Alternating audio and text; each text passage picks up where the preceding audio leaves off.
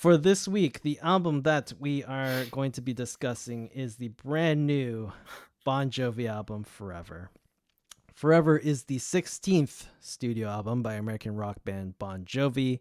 It was released on June 7th, 2024. It is the first album by Bon Jovi since John Bon Jovi had vocal cord surgery in 2022. All right, Eric, your thoughts on one of my most hated bands ever. Well, I feel like that you should go first on this one. Oh, I'm gonna go first. Okay.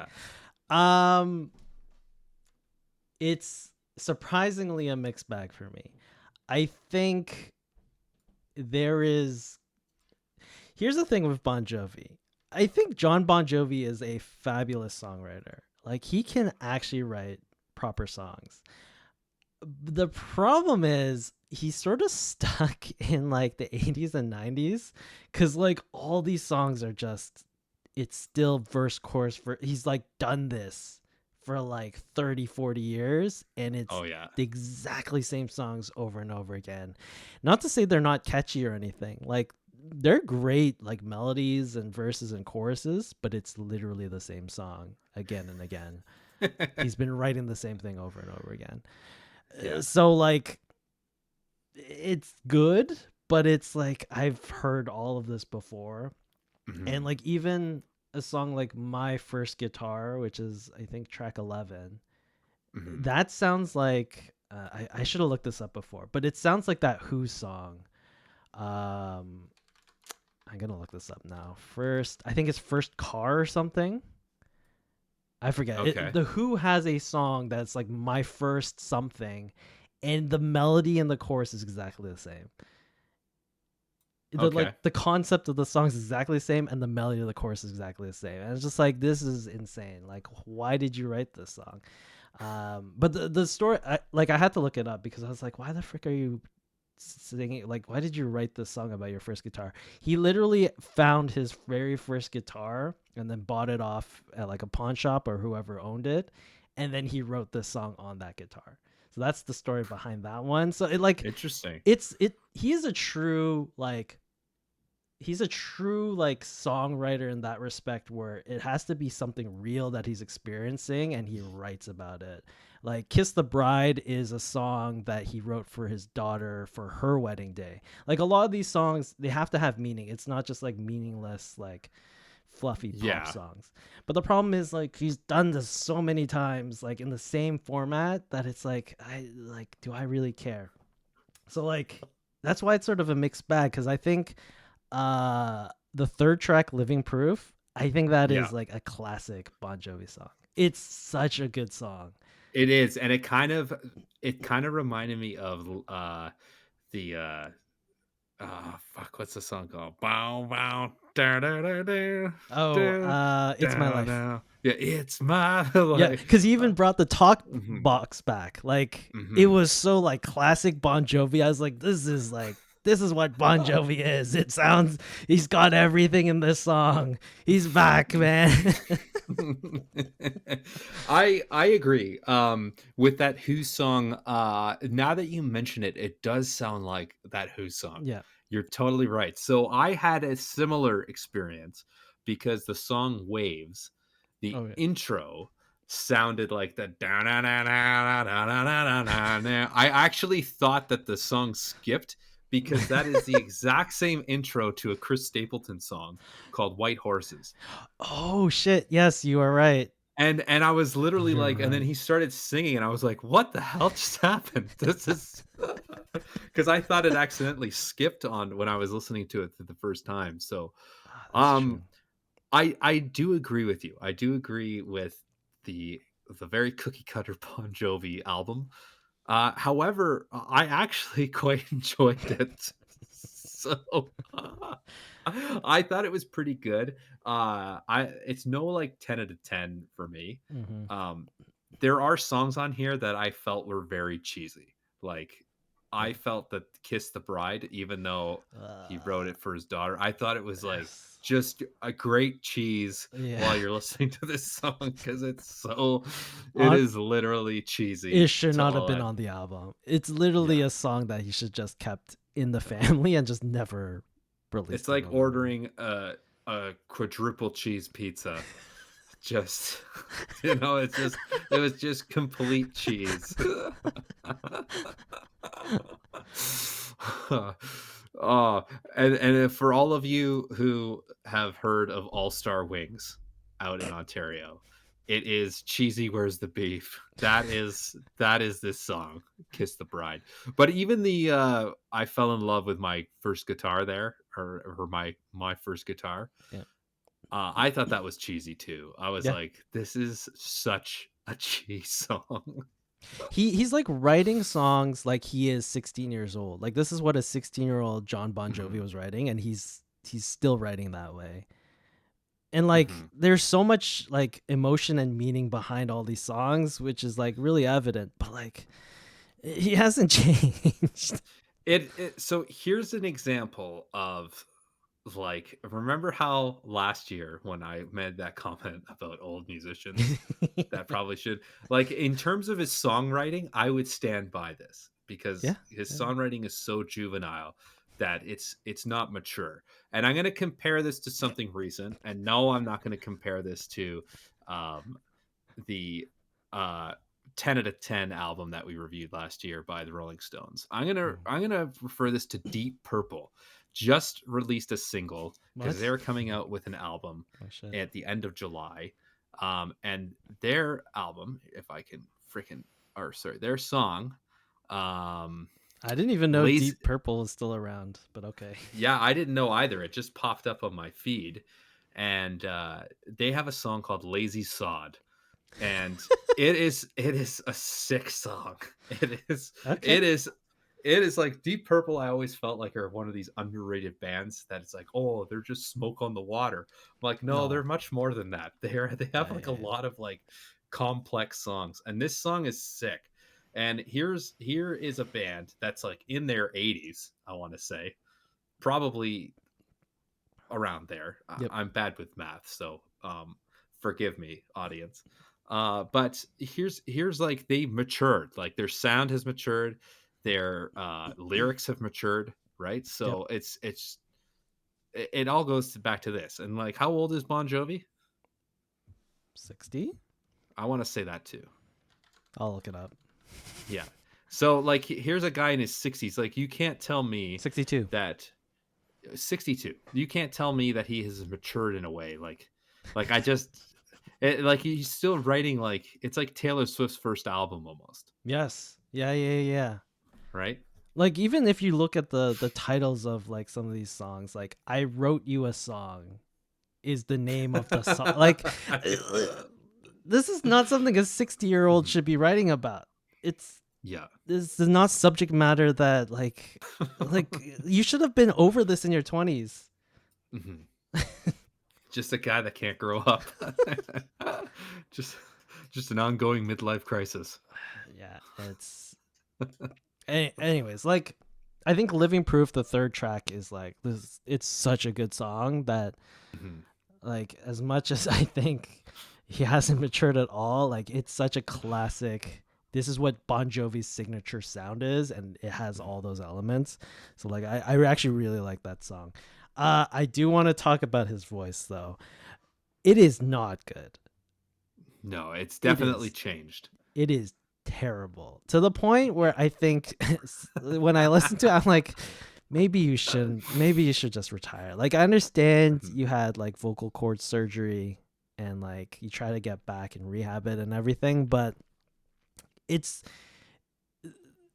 the reason Bon Jovi is such a good band is because of John Bon Jovi's voice. Like when you Mhm. think of Bon Jovi, all you think about is that chorus and a key change at the end of the song where he Yeah. just goes up like Ah, 7 keys, living right? on a Like it's the prayer. most insane like run up key change in like any like he does ridiculous things. But like without that, I don't know what Bon Mhm. Jovi is as a band without the voice. Yes, and that is my final point of this album. I think that his voice is definitely not the way it used to. It wasn't to the point where I hated it on this album, like like you seem to have. But I wouldn't like. He releases this album. He's gonna go on tour. People are going to expect him to play these old songs, and there's no way. I agree with you. There's no way he's going to be able to play "Living on a Prayer" Yeah, I don't know how unless he he does starts that like last really chorus. low. Like, starts with, like, an extremely low key signature. I still don't know how you would do that because he jumps like 7 keys at the last chorus or Mhm. some like Just astronomically just the difficult thing. beginning, "Whoa, we're last way there." Like, whoa.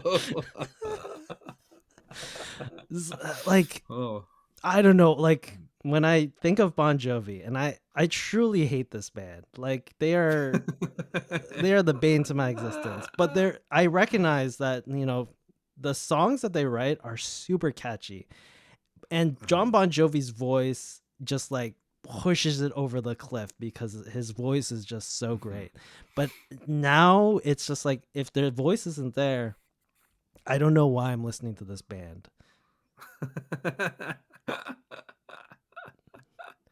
I love how you're trying to justify it how much you hate them. However, deep down, I feel like inner Chem loves Bon Jovi. Like this is like your guilty pleasure. Bon Jovi is my guilty pleasure. It's Yeah. not that like I don't consider them the worst band in the world. Mhm. Obviously, it's just like my sort of scale is relative to their popularity. Like the Mhm. more popular you are, I just like hate you more if I Mhm. dislike you. That's sort of the scale. Cause like, if you're a small band, I'm not gonna have a passion for hating you. There's no Mhm. point. Oh, that's amazing. But like I don't know. The album is I think it was enjoyable. The only problem is like there's a lot of cheese in it and the voice it's just not there.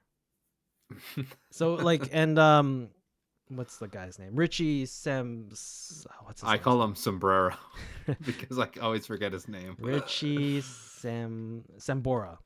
Richie Mhm. Sambora is not in the band anymore. So like you're not even getting guitar riffage. Mhm. Right? It's like it's Richie Sambora on guitar and John Bon Jovi on vocals, but like you take out the guitar element, so like the only thing left is the voice, but the voice isn't there. So like I don't know. I'm just listening to a 16-year-old Bon Jovi that can't Having sing. a midlife crisis. Hmm. uh, Chasing Dragonfly says sounds like you're faking hating Bon Jovi all along. I mean, no, I truly hate this band. Like I truly hate this band, but at the same time, you have to recognize like the talent that Mhm. John Bon Jovi has, and Richie Sambora. Like Mhm. they made big records, like really big records, and undeniably really really good songs. Mhm. Right, like people are gonna remember "Living on a Prayer" forever because it's just like a really really good song. But I don't know, this record, it's just like he should just retire. Also, one more complaint. Opening track Legendary.